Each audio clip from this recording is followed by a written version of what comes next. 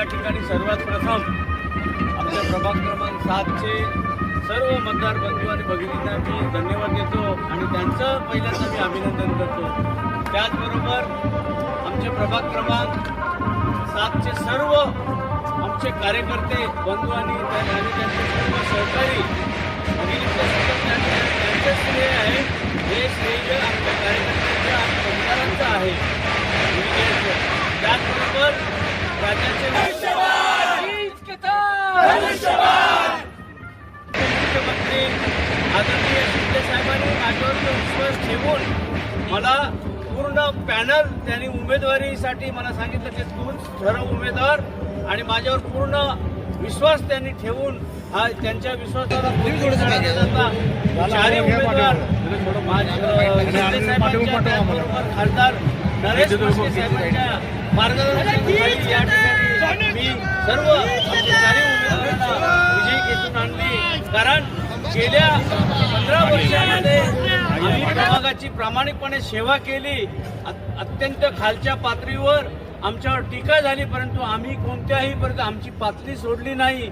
विकास हेच ध्येय ठेवून आम्ही या ठिकाणी लोक शेवटला विश्वास ठेवतात आणि विकासावरच लोक मतदान करतात आणि राहिलेली जी कामं आहेत येत्या 5 वर्षामध्ये महत्त्वाचे बरेच झोपडपट्टी पुनर्वसन हा सगळ्यात महत्त्वाचा विषय आहे।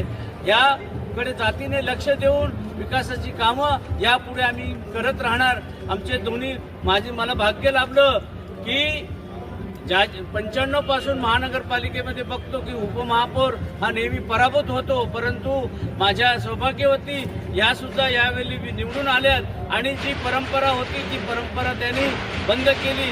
माझा मुलगा अनिकेत म्हात्रे, आपण त्यांना पाहिलं की युवक काँग्रेसच्या माध्यमातून त्याचबरोबर युवा शैलीच्या माध्यमातून तो सातत्याने जनतेची कामं करत आलेला आहे आणि त्याचंच श्रेय त्या ठिकाणी त्याला मिळालेलं आहे।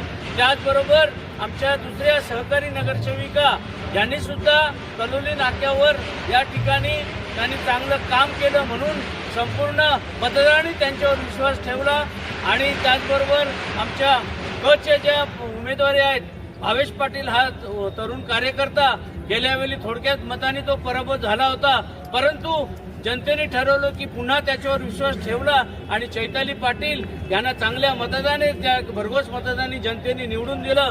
त्या सर्वांचं मतदारांचं पुन्हा एकदा मी या ठिकाणी हार्दिक अभिनंदन करतो। त्याच पहिल्याच दिवशी ज्या दिवशी आम्ही नॉमिनेशन फॉर्म भरला त्याच दिवशी तुम्हाला म्हटलं होतं की प्रभाग क्रमांक 7 मधून चारी उमेदवार जे आहेत शिवसेने धनुष्यबाणवर जे आहेत ते निवडून येतील आणि निश्चितपणे प्रभाग क्रमांक 7